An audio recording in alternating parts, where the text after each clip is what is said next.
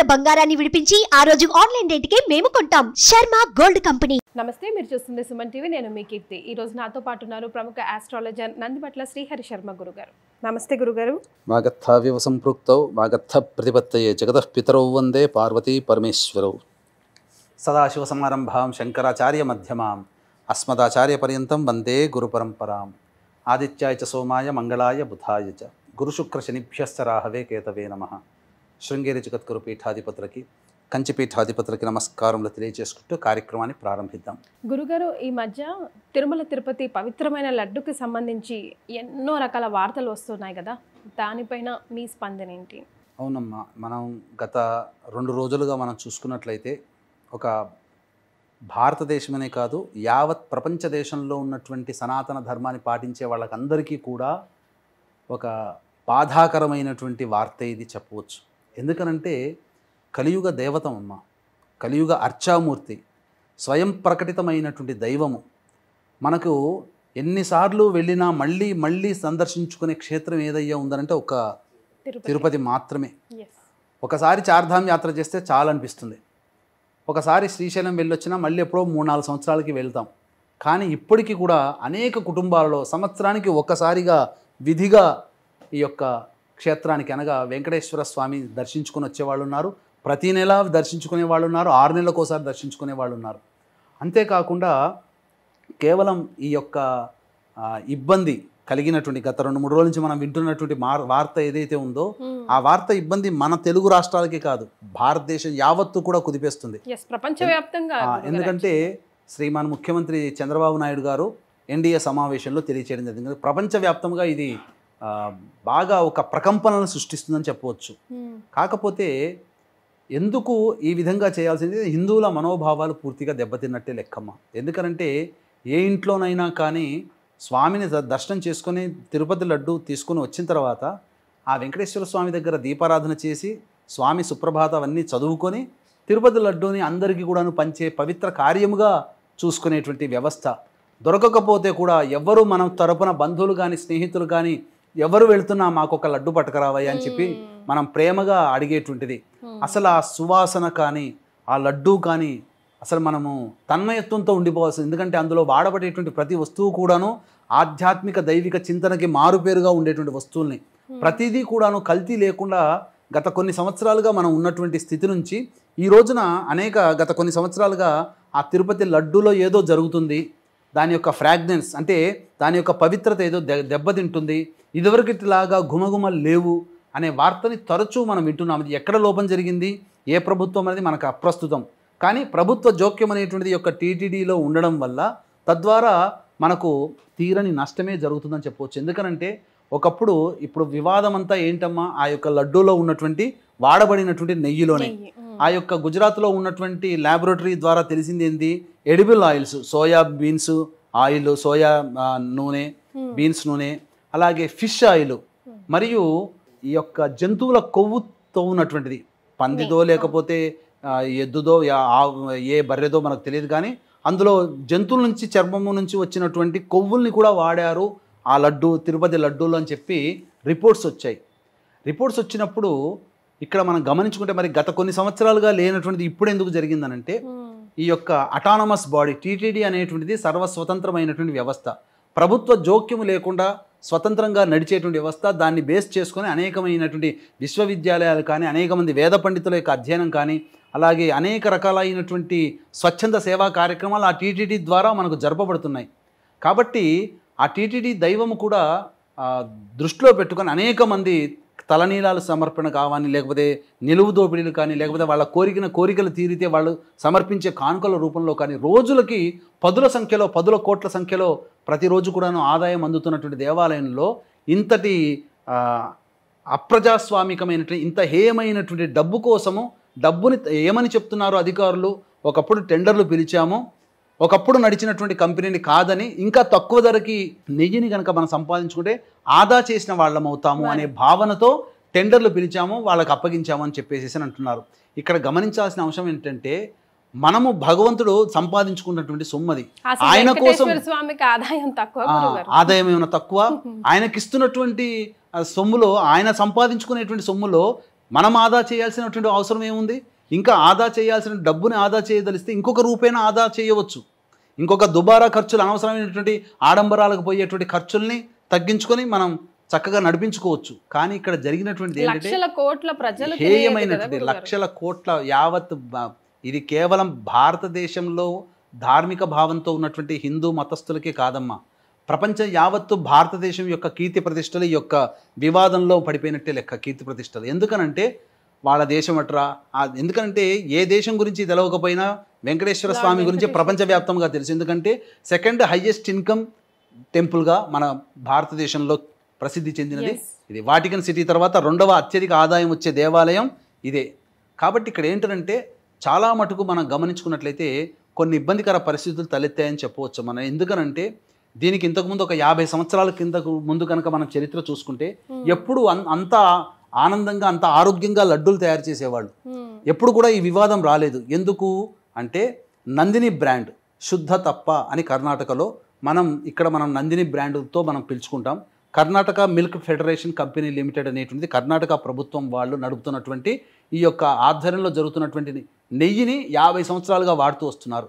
వాళ్ళు ఎటువంటి ప్రమాణాన్ని పాటించేవారనంటే వారు ముఖ్యంగా ఆధ్యాత్మిక పరులు.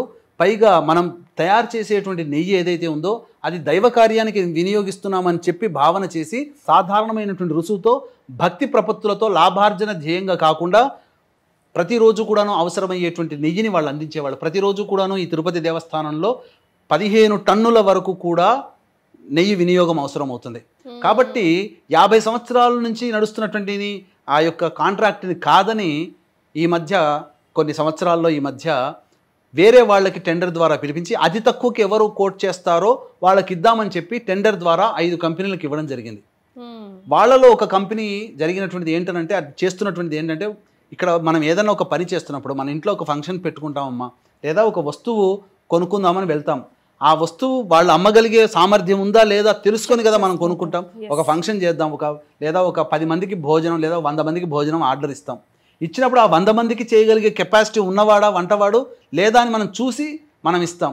అటువంటిది స్వామివారి కైంకర్యానికి వినియోగించేటువంటి యొక్క వస్తువులలో ఆ వస్తువుల్ని సంపాదించగలిగే శక్తి ఉందా, ఆ వస్తువుని తయారు చేయగలిగే శక్తి ఉందా లేదా అని తెలుసుకోకుండా ముక్కు మొహం తెలవకుండా టెండర్లలో తక్కువ ధరకు పాడారు కదని చెప్పి వాళ్ళకి ఇవ్వడం ఎంత హేయమైన చర్య.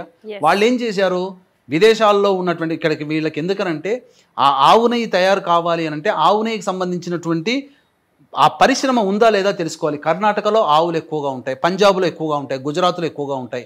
గుజరాత్ పంజాబ్ నుంచి ఇక్కడికి రవాణా చేసుకోవాలంటే ఖర్చు అధికమవుతుంది. కాబట్టి వాళ్ళు సప్లై చేస్తే ఎక్కువ రేటు ఉంటుంది. కాబట్టి కర్ణాటక మనకు దగ్గర కాబట్టి వాళ్ళు తక్కువ రేటుకి 50 సంవత్సరాల నుంచి మనకు ఇస్తూ ఉన్నారు. ఇప్పుడు మనకు ఉదాహరణకి మనం ఎక్కడైనా కానీ ఏదైనా గోశాలలో కనుక వెళితే 2000కి తక్కువ లేకుండా కిలో నెయ్యి దొరుకుతుంది.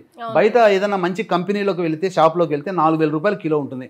అదన్నీ కాదని అతి తక్కువ ధరకి ఆ Karnataka federation milk federation company వాళ్ళు ఇస్తున్నప్పుడు 50 సంవత్సరాల నుంచి లేనటువంటి సమస్య ఈ వీళ్ళని కాంట్రాక్ట్ని తప్పించి టెండర్ల రూపంలో 5 కంపెనీలకు ఇవ్వడం వల్లనే ఆ సమస్య తలెత్తింది.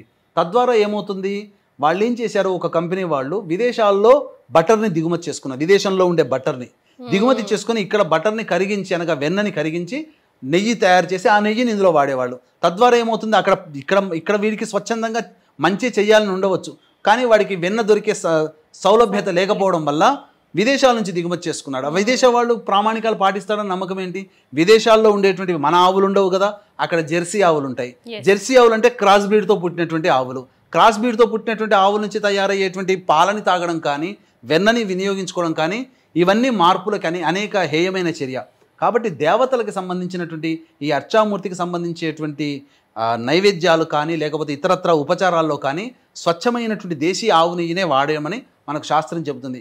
ఈ మధ్య మళ్ళీ ఈ యొక్క రోజులోనే 1-2 రోజుల్లోనే ఏం వివాదం చెప్తున్నారు, దేవుడికి సంబంధించి చేసేటువంటి కైంకర్యాలలో ఉపయోగించేటువంటి వస్తువులన్నీ కూడా ప్రామాణికంగా తీసుకొని చేస్తున్నాము, కాకపోతే మిగతా వాటిలో మాత్రం ఇలా టెండర్లు పిలిచాము, దేవుడికి మాత్రం మేము స్వచ్ఛంగానే మంచిగానే చేశాము అని చెప్తున్నారు. అంటే దేవుడికి ఒక పద్ధతి, ఆ దేవుడికి కైంకర్యంగా వినియోగించే లడ్డూలకి ఇంకొక పద్ధతిగానంటే.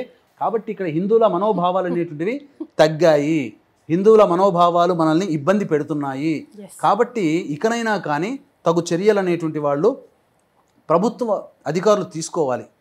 ప్రభుత్వంలో పనిచేసేటువంటి వాళ్ళు ఎందుకనంటే ఆ పనిచేసేటువంటి వ్యక్తులందరూ కూడా హైందవ ధర్మాన్ని యాక్సెప్ట్ చేయగలిగి ఉండి ఆ దేవునికి నమస్కారం చేసుకొని కానీ విధుల్లో జాయిన్ అయ్యేటట్టుగా చూసుకోవాలి.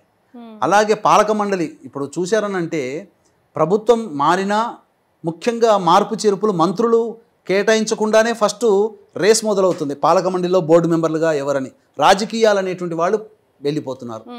అంటే మంత్రుల శాఖలు ఎవరెవరికి కేటాయించాలో ఆ సందర్భం లేకుండానే ఫస్ట్ దీనికి సంబంధించినటువంటి బోర్డు పాలక చైర్మన్ కానీ మండలిల సభ్యులు కానీ రాజకీయ రంగు పులుకొని వాళ్ళు ఇందులో బోర్డు మెంబర్లుగా చలామణి అయిపోయి వాళ్ళు చెప్పిందే వేదంగా అవుతుంది.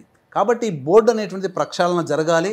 ముఖ్యంగా ఆధ్యాత్మికవేత్తలు ధార్మికవేత్తలు మాత్రమే బోర్డు చైర్మన్లుగా ఉండి మెంబర్లు కూడా వాళ్ళుగా ఉన్నట్లయితే భయభక్తులతో దైవం, ఎందుకంటే కలియుగ దైవంతో ఆటలాడకూడదమ్మా.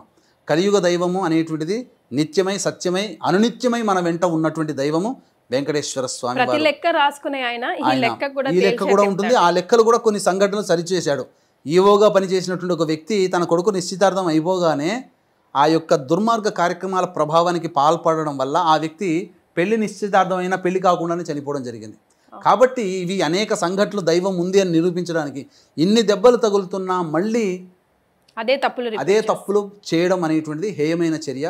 హిందువుల మనోభావాలు దెబ్బతిన్నవి, ఇందులో ఏమాత్రం సందేహం లేదు.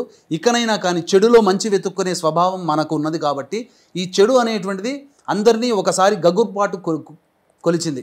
ఈ తర్వాత ఇప్పుడైనా కానీ ఆ టీటీడీ బోర్డు అనేటువంటి ప్రక్షాళన జరిగి అందులో పనిచేసే వాళ్ళందరూ కూడా వెంకటేశ్వర స్వామికి అనురక్తులై ఉన్నట్టుగా భావన చేస్తూ ఇప్పుడు అన్ని పంచు సిస్టంలో పెట్టుకొచ్చారు కదమ్మా. ఈ పంచు సిస్టమ్ రాగానే పంచు పెడుతున్నప్పుడే పైన దేవుడు మన వెంకటేశ్వర స్వామి అలివేలమంగా ఉండాలి. పంచు కొట్టడానికంటే ముందే ఒకసారి ఆ దేవునికి నమస్కారం చేసుకొని పంచు కొట్టి విధుల్లో జాయిన్ అయిపోవాలి. వెనకాల ఆ విధుల్లో జాయిన్ అయ్యే చోట ఎక్కడ కనబడ్డా కానీ అందరికీ కనబడే విధంగా ఆ స్వామి ఫోటో అక్కడ ఉండి తీరాలి. ఆ విధంగా ఉంటేనే, ఎందుకనంటే ఇప్పుడు ఇతర మతస్థులు కూడా ఈ కార్యక్రమాల్లో పనిచేయడం వల్ల వాళ్ళకి మన దైవం పట్ల చులకన చూపుంటుంది. అంటే ఇప్పుడు మీకు ఒక ఉదాహరణ చెప్తానమ్మా. మన ఇంట్లో ఏదైనా ఇబ్బంది వస్తే మన ఇంటికి కానీ రిపేర్ చేసుకుంటే మనం శ్రద్ధతో మనం చేసుకుంటాం. పక్కింటి వాడి ఇంట్లోకి వెళ్ళి వాడింటికి ఏదైనా ఇబ్బంది అయితే ప్లాస్టింగ్ మనమే వేసి, గోడలకి పెయింట్ మనమే వేసి, గేటు పాడైతే గేటును మనమే సరిచేస్తామా? మనకు సంబంధం లేదు, అది పక్కవాడి ఇల్లు. మరి వేరే మతస్థుడికి మన మతంలో ఉన్నటువంటి సంస్థల్లో ఉద్యోగం చేస్తున్నప్పుడు వాడికి సప్లై చేసే వాళ్ళు ఇతరులు అయ్యారనుకో, వాళ్ళు మంచి నాణ్యత కలిగినటువంటిది ఇవ్వాలని రూల్ ఇవ్వరు. కాబట్టి వాటికన్ సిటీలో మీరు పోయి ఎవరైనా కానీ ఉద్యోగం చేస్తున్నారా వేరే అదర్ కంట్రీ వాళ్ళు, అదర్ రిలీజియన్ వాళ్ళు వాటికన్ సిటీలో వాళ్ళ చర్చిలో మనం చేయగలుగుతామా? చేయలేము. కాబట్టి ఇక్కడ గమనించాల్సింది ఏంటంటే మన ధార్మిక వ్యవస్థగా ఉన్నప్పుడు ఈ ధార్మికాన్ని ధార్మికంగానే కాపాడేటట్టు ప్రయత్నం ఇక నుంచైనా ఈ చెడు వచ్చింది, ప్రజలందరూ మనోభావాలు దెబ్బతిన్నాయి, వీక్షించేటువంటి హిందువులందరూ కూడా ఏకతాటి నిలబడి ఈ యొక్క సంబంధించినటువంటి దాన్ని ఈ యొక్క టీటీడీలో మన వాళ్లే ఉండేటట్టుగా ప్రయత్నం చేస్తే కనుక ఇక పూర్తిగా ప్రక్షాళన అక్కడి నుంచి మొదలవుతుంది. తర్వాత బోర్డు మెంబర్లు వీళ్ళందరూ కూడా ధార్మికవేత్తలు ఉంటే ఖచ్చితంగా ఆ టీటీడీ యొక్క ఔన్నత్యాన్ని ఉనికిని కాపాడుకున్న వాళ్ళం అవుతామని చెప్పడంలో ఏమాత్రం సందేహం లేదు. 100% గురుగారు. ధన్యవాదాలు. సర్వం శ్రీ ఉమామహేశ్వర పరబ్రహ్మార్పణమస్తు.